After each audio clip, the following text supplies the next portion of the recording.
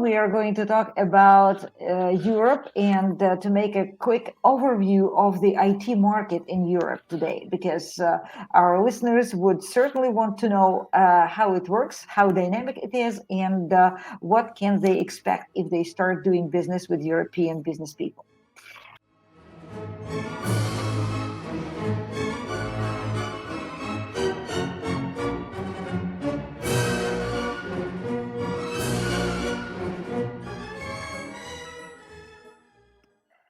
Hi, welcome to Bridging the World show, where you will learn about international expansion, go-to-market strategies, B2B marketing, and sales, all focused on the needs of Indian IT and software firms looking to grow internationally. Your hosts are Iryna Tymchenko and Marcin Małaszuk.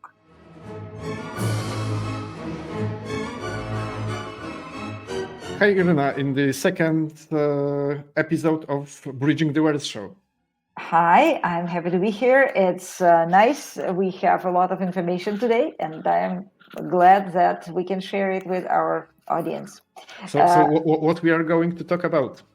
Well, we are going to talk about Europe and to make a quick overview of the IT market in Europe today, because our listeners would certainly want to know how it works, how dynamic it is, and what can they expect if they start doing business with European business people. So I think we can begin, right? Yes, indeed. And maybe just one word from my side, and then I go into mute. As we discussed the topic of international expansion with a number of Indian entrepreneurs, many people, many of them perceive Europe as a general concept that want to tackle as a whole, not precisely country by country. Yeah? So that was our observation, and I think in this episode you will tell a lot about general overview of EU and how it's structured, yes, and the segments and parts of the European Union. Yes, sure. We will touch a number of topics, but of course, even after this presentation, you will have lots of questions. So you're very welcome to put your questions or comments in the notes beneath the video. And also, you're very welcome to contact us via our contact pages. Because probably a particular dialogue will be much better than just watching the presentation.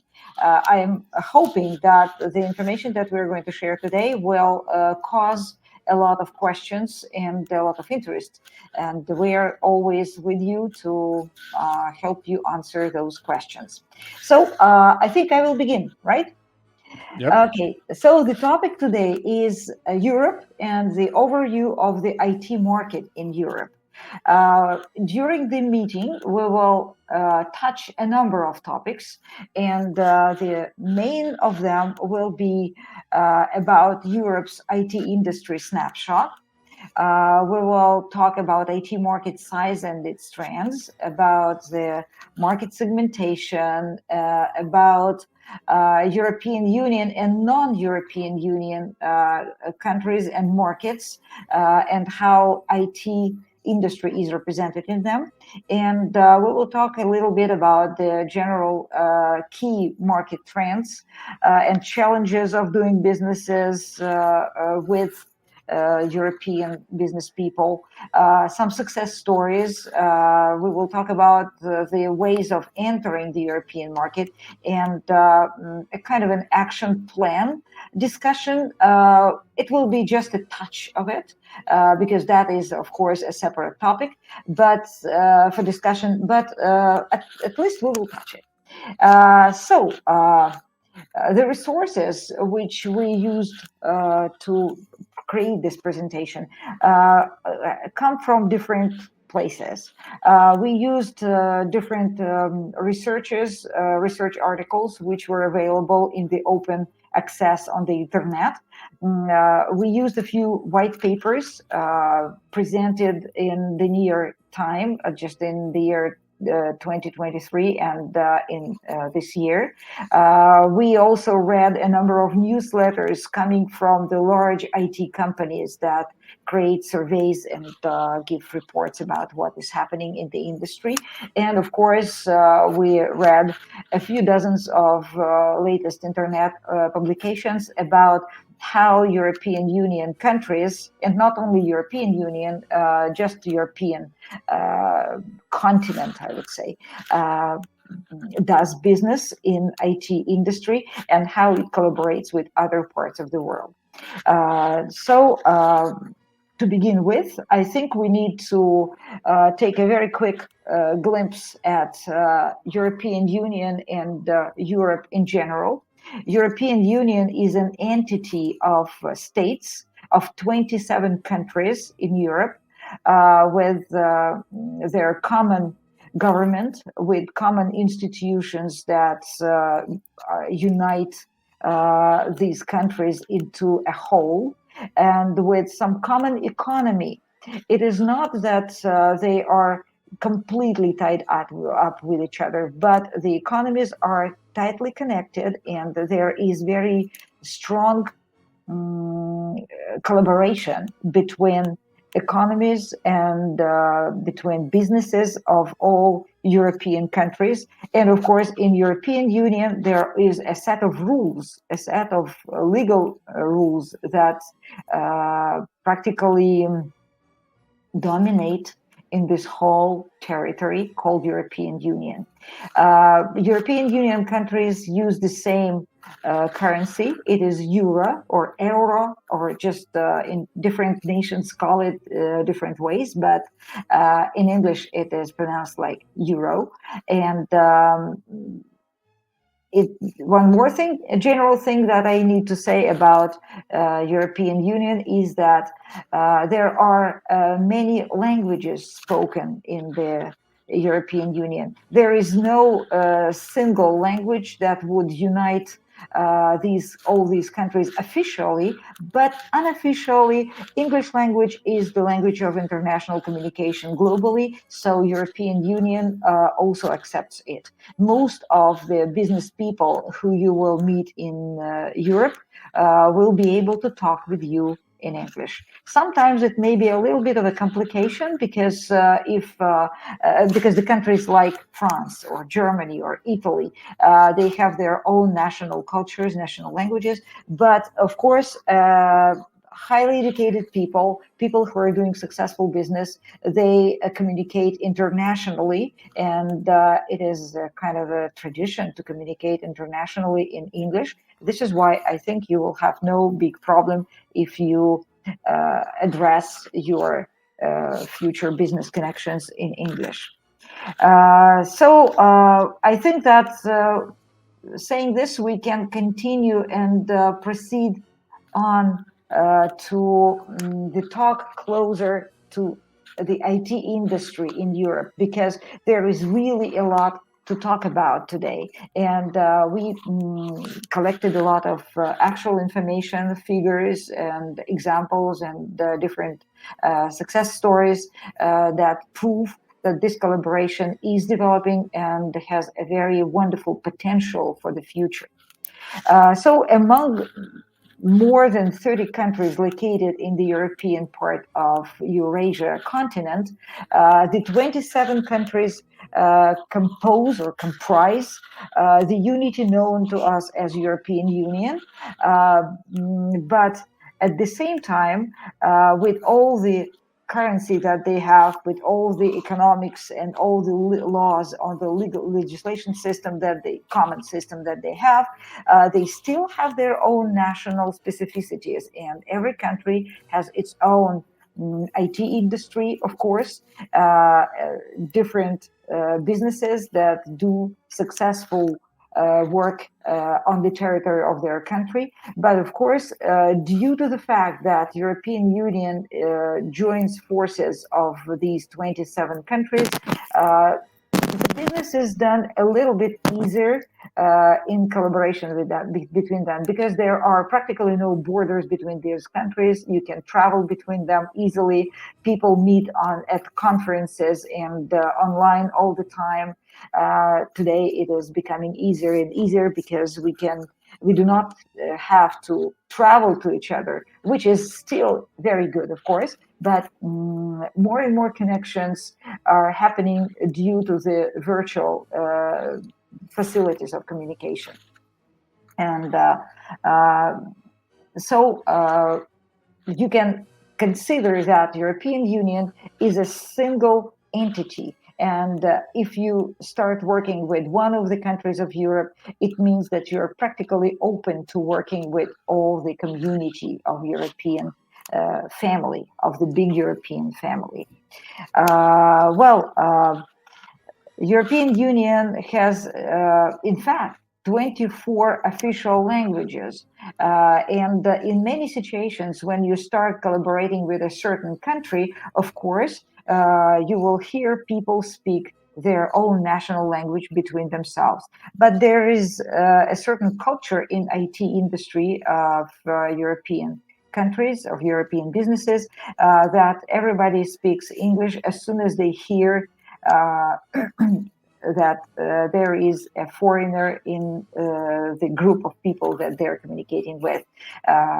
I am not a native English speaker myself, and so every time when I appear in a European community of European colleagues, they know that my native language is not English, but that I speak it, and they immediately turn into English from any national language that they have been using before. It's not a problem. Like language is not shouldn't be perceived as a barrier for entering markets. Exactly. And so I don't know, Iryna, if you've seen that. We might provide the link in the description of the video as well. There is English Proficiency Index, like published on annual basis, and the list of the top speaking countries worldwide is occupied by countries from European Union. So which indicates simply that the language is, let's say, English is something really common here. Yes, exactly. and shouldn't be really perceived as a showstopper or something that should certainly stop you in the process.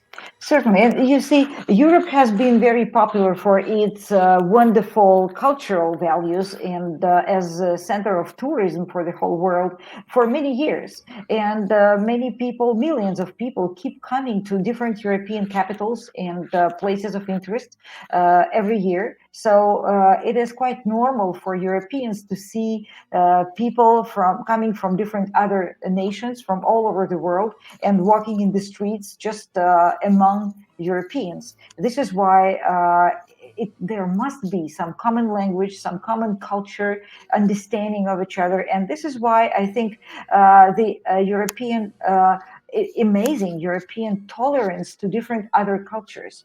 Many cultures live together in Europe, and people understand that their own national culture and tradition they should be observed, of course, but at the same time, there are people living next to you and they have their own values, their own traditions and interests. This is why it is quite common for Europeans to take every other culture with great tolerance. So the language and the difference in cultures is not an obstacle, no matter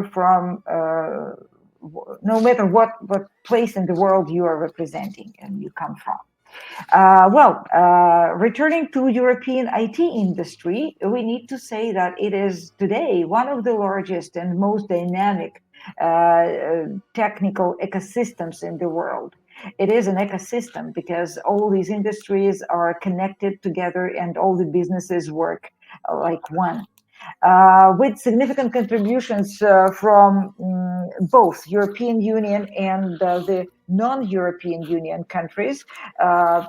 that are located in Europe, geographically in European part of the continent, but are not the part of the European Union. All that unity together creates this huge industry, which is going to reach about $900 billion by the beginning of the next year.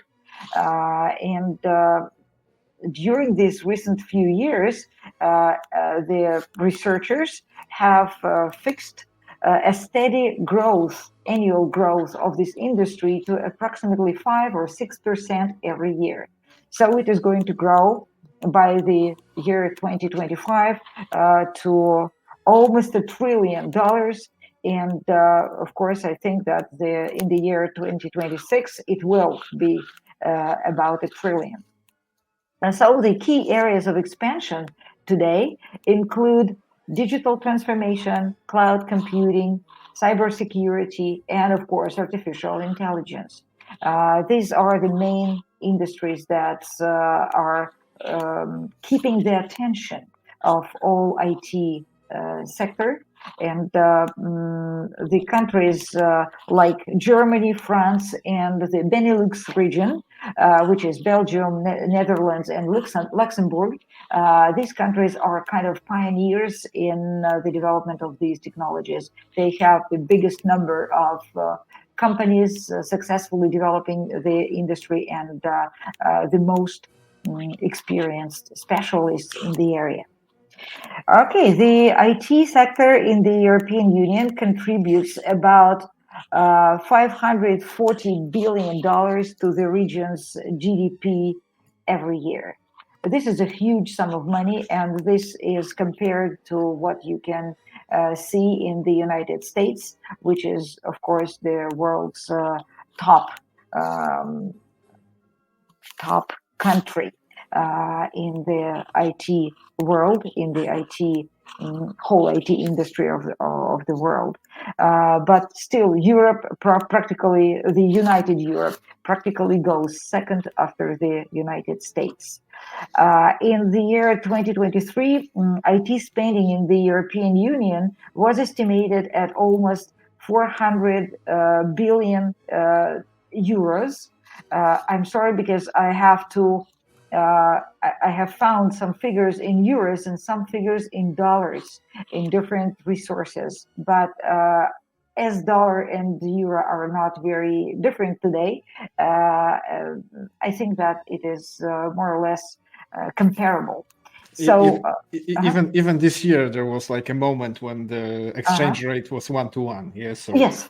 Yes, it is close. So this is why some of the figures that I'm providing here will be in dollars. Some of them will be in euro. So in the year 2023, IT spending in the European Union was estimated at almost 400 billion euros, and this was driven by the high demand for digital infrastructure, cloud services, and AI technologies mainly. So the projects that happened are mainly in these areas. You can see in this slide a little bit of a breakdown of how this industry is represented on different continents, and the European part is quite large. It is 28% of the whole world business, IT business. Okay, well, the next thing that must be said about all this is that European Union is about to spend 300 billion euros by the year 2026 on the digital transformation project. Digital transformation is the term that has become practically notorious everywhere in the world.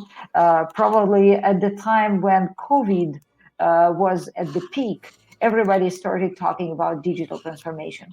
Many companies, millions of companies all over the world realized that they needed to expand their presence on the internet. And really millions of companies realized that they do not have it. that they need to create some system how they can market themselves and sell their services and products with the help of the modern internet technologies, because they could not do this from their traditional stores in the cities and in the streets in the real world.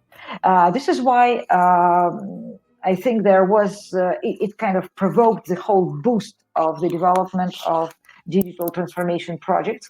And this general term unites a lot of trends, a lot of different projects and programs at different levels, of course, that has been developing since the time when mankind came to digital transformation. And of course, the investment in digital transformation has been growing practically exponentially and is going to grow, with the European Union businesses projected to spend about 300 billion by the year 2026 only in digital transformation projects. Non-European Union countries, such as, by the way, the United Kingdom, which left the European Union but is still regarded as a good player in the industry, with the doing many projects along with the European Union. So non-European Union countries have a robust IT sector also, and it contributes around $175 billion into the economy every year. By the way, the post-Brexit United Kingdom, it continues to be a key player in the AI, in fintech, and in cybersecurity. These are the three trends that have been really developing very fast and really important for the development of collaborations within the European IT business and, of course, globally too. Well, it is necessary to mention the development of European IT talent pool. And here we are coming closer and closer to talking about the business collaboration between Indian businesses and European business, because Europe faces a major IT talent gap with the announced 500,000 unfilled IT jobs projected by the year 2025 in the European Union alone. It's not counting the non-European Union countries. I am not sure if this figure is right or not. I found it on the internet, and it repeats itself from one publication to another. It travels about the internet, but 500,000 unfilled IT jobs is a crazy number. And of course, the Indian colleagues may be very interested in trying to survey more opportunities of working with Europe simply after hearing about this fact. So the shortage creates very substantial outsourcing opportunities, and especially for Indian software development companies, because Indian software development is a very developed area and very developed industry. Many Indian companies have already set up collaboration and checked their capabilities in collaboration with North American businesses. And of course, I think good specialists from India will be welcomed in Europe, because there is this crazy demand for talented people with special knowledge of special technologies. On this slide that you are seeing now, you can see that among the technologies, the most popular were JavaScript, PHP, Java, Python, .NET, and of course UI UX developers and different other technologies that are commonly popular everywhere in the world. You probably may make some conclusions based on that, and depending on what technologies are popular and what technologies you have in your business, in your companies. Okay, speaking about the emerging technologies that are also popular all over the world, we need to mention that there are a lot of researches devoted to different emerging technologies and their spread, and they're kind of prognosing how quickly they will be spreading all over the world. And based on some reports, particularly, especially based on Gartner report that was issued just a couple of months ago, a very fresh one, we can say that among the fastest growing fields in the European IT landscape are AI, of course, and blockchain and cybersecurity. The cybersecurity discussions and conferences are taking place all over Europe practically every day. Somewhere in Europe, you will find a forum or a symposium or a trade show or some discussion at a conference related to cybersecurity. And of course, AI and blockchain are also very, very popular. The Scandinavian region, which is presented by Denmark, Sweden, Finland, leads in green tech and in public digital services, also in innovation-driven IT solutions, particularly in IoT, it's Internet of Things, and in the sustainable technology. I think that all these areas may be also very interesting to our Indian visitors and our audience, because these are the quickly growing, and they are called emerging technologies, but in fact a lot has been already done in these technologies, and many companies are developing amazing projects and the products which can contribute to the development of the future technology in the world. Well, in Eastern Europe, we must say that there are countries like Ukraine and, by the way, Poland, about which we will be talking again and again soon, and also Serbia. These are the companies that have become a global hub for IT outsourcing and software development. Due to some combination of conditions of work and of developing those businesses, these countries managed to create some kind of pioneering situation about giving jobs to wonderful specialists and creating this whole pool of wonderful, talented people with different technologies in their tech stack behind their back. So it is very practical to set up connections with specialists from these countries and probably do some joint projects. These people would be perfect for team augmentation projects, or even for creating some dedicated teams that would be working on some particular projects along with Indian or other European companies. There are more and more projects that are growing between more than two companies at the same time. I have noticed, and there are many publications on the internet about this, that quite often a collaboration of three companies, which each provides its own contribution into this whole project, it is becoming more and more popular, because sometimes a company like a financial company, for example, a bank that does not have its own IT department, may be interested in hiring a whole team for some period of time, and this team of IT specialists may be comprised of people representing different companies, like Indian and European companies, for example. So international teams are becoming more and more popular today. The European Union has strict data protection regulations. This is one of the things that may be a kind of an obstacle in the very beginning when you are surveying the opportunity of working with European businesses. In fact, it's not as terrible as it is drawn and as it seems at the first sight. The regulations are quite strict, but they are quite understandable and quite logical.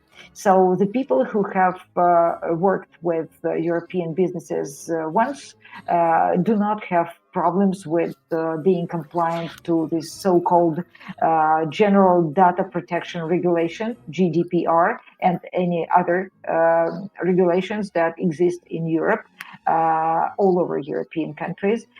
So I think that this is kind of a one-task problem. When you study how to resolve it, you learn how to comply with it, and once you do it during one project, then it will be all clear and understandable to you. It makes, in fact, the work between European businesses quite comfortable because everybody adheres to the same set of rules, and there are no surprises, no problems with the customers, and everybody who is compliant to all these regulations can be sure that their work will be successful and never cause any questions from the side of the customers, and of course from the side of the controlling organs also. On the overall, European Union IT market size is estimated to reach its peak by the end of the year 2025, especially due to the development of IT technologies and AI technologies. I'm sorry. There are just a few figures illustrating the market revenue in the year 2024. It is about 449 billions US dollars, and the outsourcing volume, which is about $176 billion during this year. Also, the annual growth rate has been estimated as 5.5%, and the market volume, the general market volume, is estimated in US dollars as $589 billion. So you can see the growth of the IT industry revenue, which also gives us some positive thoughts about possible collaboration with European markets in the future. They're going to grow the next year. Now, I want to very quickly say a few words about different regions in Europe and the market sizes by region. The Western Europe, represented in main by Germany and France, which are the main contributors into the Western Europe IT sector. These two countries have the largest market in the Western Europe. Germany contributes approximately 25% of the total European IT market, with 139 billion in IT spending in the year 2023.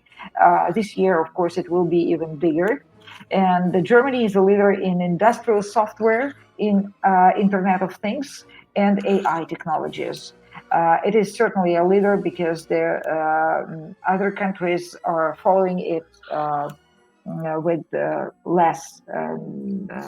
lower indicators of growth. France is the other country in the Western Europe that takes the primary position in IT technologies, mainly in cloud computing, cybersecurity, and digital transformation. And its part in the whole industry is about $62 billion for the estimation of 2023, and this year it will be even larger, up to 70 billion. United Kingdom, you may have this question about United Kingdom, which is non-European Union country, but still it is collaborating with all European countries a lot. So many reports mention UK as the participant of the IT industry, of the European IT industry. It has contributed 175 billion in IT services last year. And UK leads in fintech, AI, and cybersecurity. You can see AI and cybersecurity are everywhere. All the countries of the world are trying to give their contributions into the development of these technologies. It is very important to talk about the Southern Europe region too, because it is represented by countries like Italy and Spain, which have seen moderate growth, but still they are growing in their IT sector. This year, these countries contributed 41 billion and 31 billion respectively into the IT industry, but the talent pool in these countries is also very, very good and has very good potential for the development. Both countries are focusing on digital transformation and cloud adoption, still they face some kind of challenges due to the lower levels of digital skills compared to Northern Europe, but the potential with this region is very high. And today, when the geopolitical situation is changing, when there is a very big inflow of Ukrainian IT specialists into all countries of Europe, probably Italy and Spain will be covering up and catching up with the countries like France and Germany in their IT sector.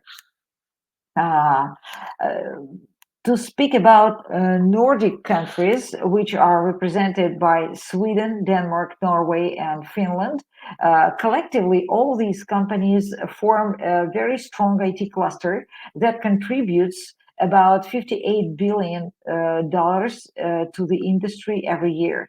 At least it was in the year 23, and this year it's going to be similar or maybe even bigger. And of course, the Eastern Europe region. It is a very unique region, and Poland is one of the countries. It's practically the strongest contributor into the IT sector in this group of countries.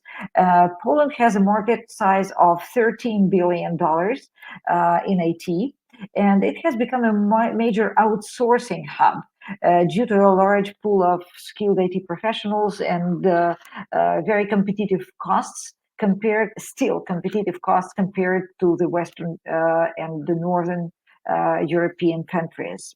It is one of the fastest growing markets in Europe, and it is followed by Romania and Bulgaria that are smaller, but they are rapidly growing markets too. Romania's IT sector is valued at $6 billion, still a very big sum of money. And the emphasis is made on software development, particularly for international clients. So Romania and Bulgaria outsource their specialists with great interest and with great practical outcome. Ukraine is a non-European Union country which is surviving a very difficult time now, but despite the ongoing conflict, Ukrainian IT sector is still quite resilient, and it values $6 billion in the year 2023, already during the war, and it has very strong expertise in software development and engineering outsourcing. So you are very welcome to think seriously about collaborating with Ukrainian specialists, because the costs of the services are also lower than in the Western or Northern Europe, but still the quality of the services is quite high. European Union IT market has some kind of I would call them specificities, because there are some cultural norms, some rules of doing business, and some traditions that have developed due to the coexistence of these dozens of countries at a very close territory for quite a long time. As soon as European Union appeared, and especially when Schengen, so-called Schengen zone appeared, which allowed people to travel without borders to the offices and to the countries of each other within Europe, the collaboration between European businesses started to grow exponentially. And this helped IT market to develop its common beat, its common rhythm of work, its common style. And first and foremost, speaking about this, I need to mention the existing regulations that happen, that take place, that kind of connect all the countries of Europe uh, by creating this certain system of regulations. On the one hand, it is the difficulty because you need to comply with them. On the other hand, it creates a very good and logical system of doing business together and doing business under the same set of regulations. Another feature that marks the current moment in European IT is this huge talent gap, which we already mentioned, and it presents the opportunities to develop businesses between India and Europe, especially with the countries where the projects are quite new and where the emerging technologies are being developed. It means that European companies do not have specialists to accomplish some of the projects with all these new technologies. They do not have enough people to comprise teams, and this is why it makes very good sense to reach out to European companies and offer your services if you have specialists with a very big range of technologies behind their back and very good experience. Speaking about potential growth areas in the IT market, I think I need to mention uh, blockchain again, cybersecurity, cloud services, and Internet of Things. Internet of Things is very well developed in every country of Europe because there is a lot of production, industrial production, and IoT technologies are needed practically in every sector, in logistics, in production, industrial production, in medicine, in pharmacology, and in creation of different techniques to support these industries. So IoT is developing very fast. The country number one in this, of course, is Germany, because German industry is the strongest in Europe. Yeah, and it's like the most expensive one at the same time, with all the operational costs that are super high there, and that's the reason why all that digitalization need is the highest. Yes, because very good note.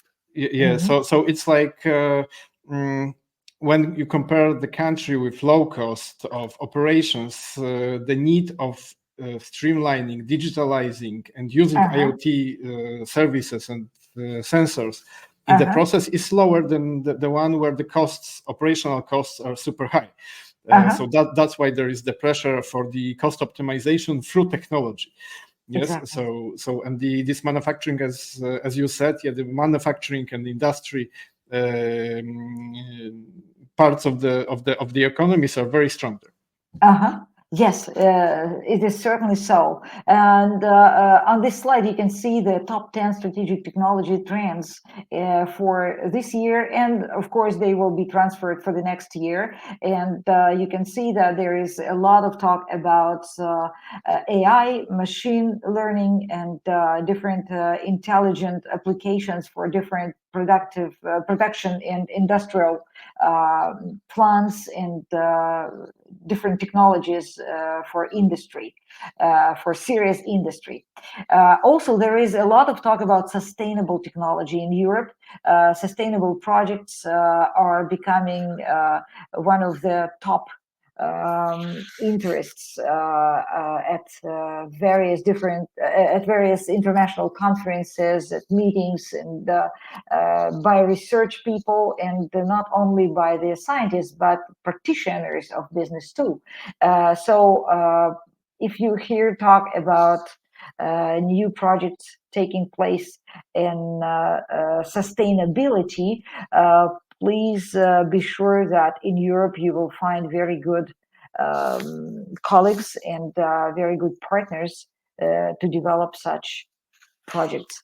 Again, it's a talk for a different presentation. This is why we will not stop on that today, but I think that we will certainly talk about this again. Just a few more words about non-European Union IT market in Europe, because non-European Union countries, there are 23, if I'm not mistaken, countries that are not members of the European Union, and among them, by the way, countries like Switzerland, Norway, Iceland, and the countries of Eastern Europe, like Ukraine, Serbia, Belarus, and well, quite often researchers and specialists still mention United Kingdom in the same list, though the United Kingdom is no longer a part of the European Union and of Europe at all. But still, these countries make very big contributions into the European IT sector. You mean continental Europe, yes? Yes, continental Europe, yes.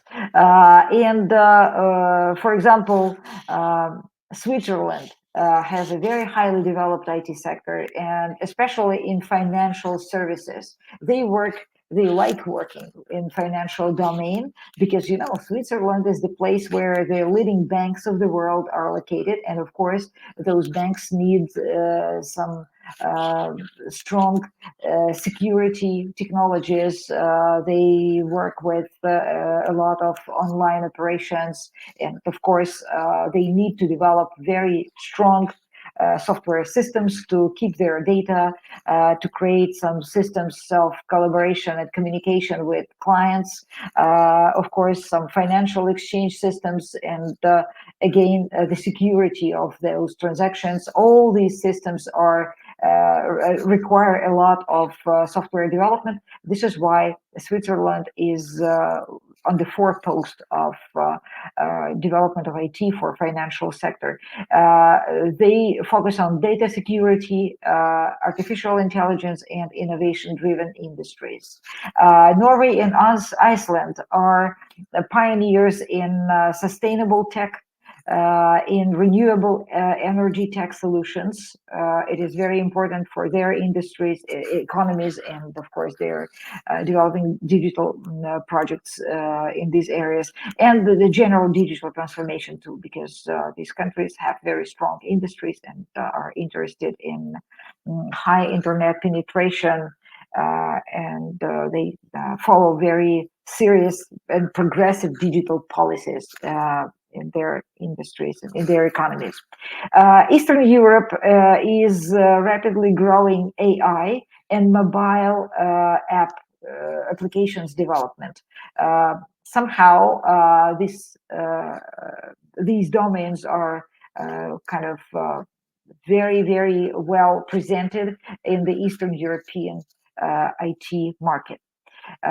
So you are very welcome to set up collaborations in Eastern Europe if you work with, by the way, with fintech also, with automotive industries, and if you are developing mobile applications for different purposes.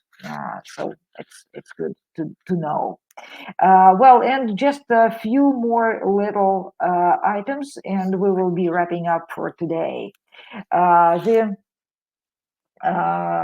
opportunities for Indian software development companies lie, as we already said, in outsourcing and IT services, in the cost competitiveness, because according to lots of research and the reports, the costs of services, IT services in India are still a little less expensive than in the developed countries of Europe.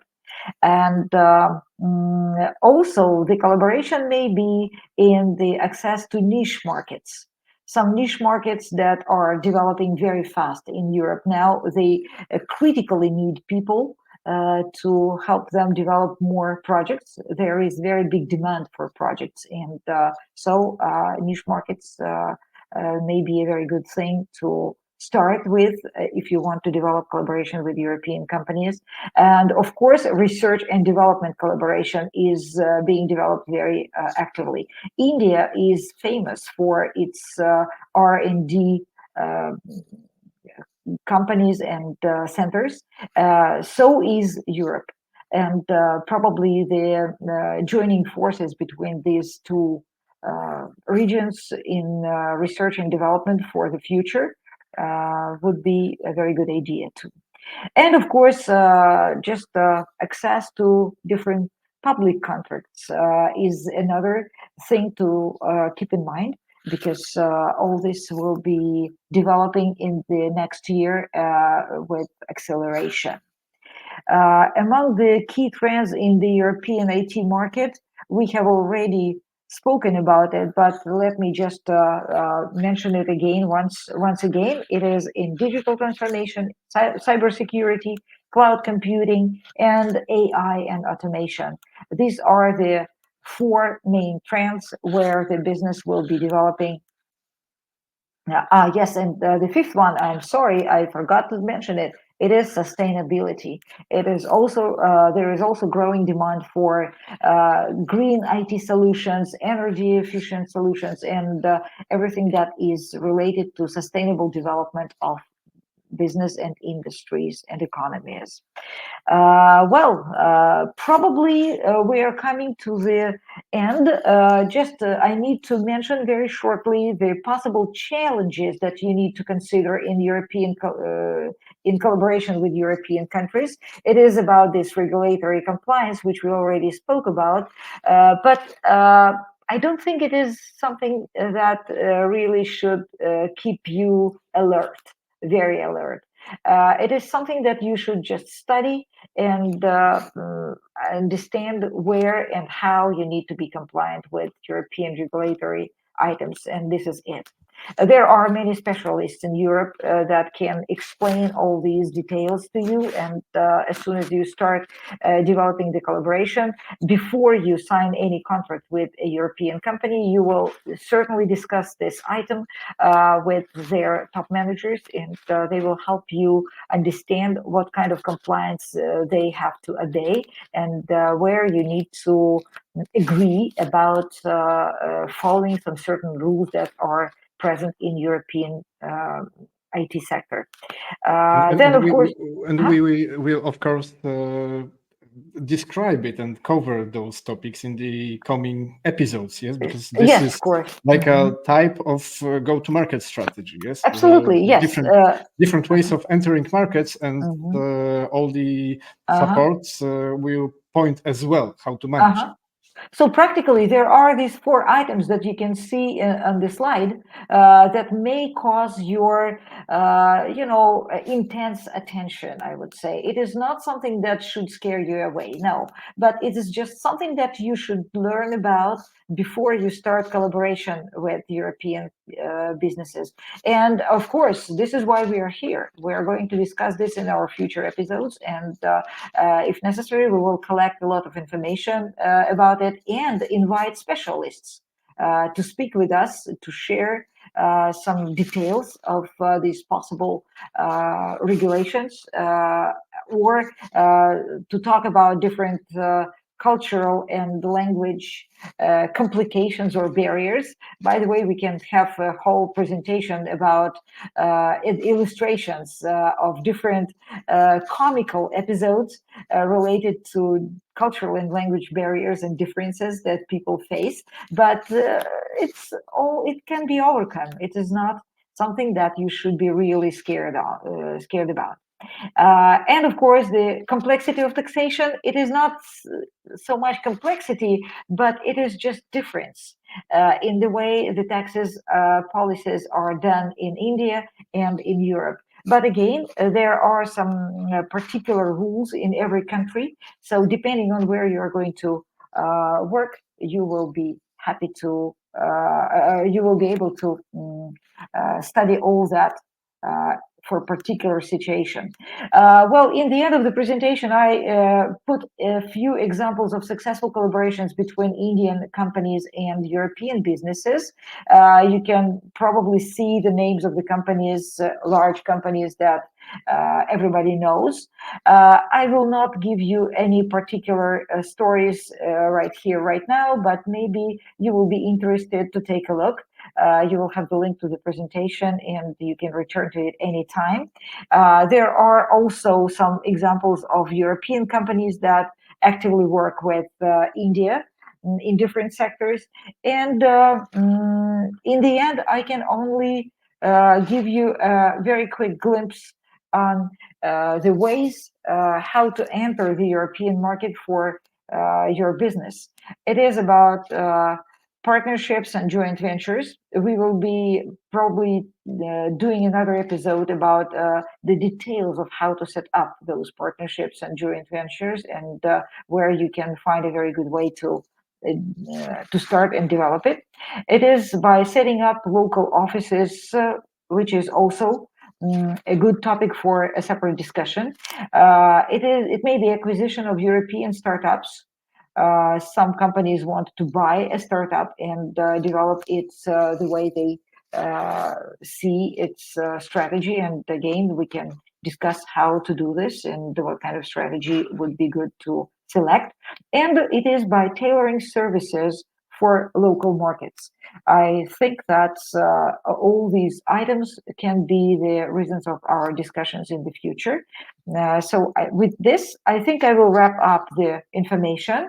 I'm sure there is a lot to think over for each of you. And hopefully, if you have questions, you will return to us by contacting us via our websites, and we will be happy to continue the talk. This presentation was just intending to raise your interest, to attract you to thinking about working with Europe. Hopefully, you will be doing this someday. Thank you very much. The links to this information will be put on beneath this video on the under this video, and I think you will have the link to this presentation too. So if you want to take a look at the links and resources, you are welcome to do this. But besides that, you're very welcome to contact us directly, and we will continue the talk. Thank you very much. That was really perfect. Huge amount of information. The market is huge. The market is as well kind of fragmented internally as well. So it's not possible to cover everything, but I think now our audience have a feeling, the taste of Europe, the opportunities that lays here, the size of the businesses that are ahead of them, the needs the market have, yes, directions where it's developing. So I hope, I'm sure that those were insights, very actionable insights. Yes. Yes, and by the way, you're very welcome to write to us with the topics of the future discussion. If you have some particular questions that you would like to be discussed, maybe we will invite more specialists and experts in the area to discuss this with them. And of course, Marcin and I will be happy to share whatever we know about it. So please throw your questions at us. We will be happy to try and answer.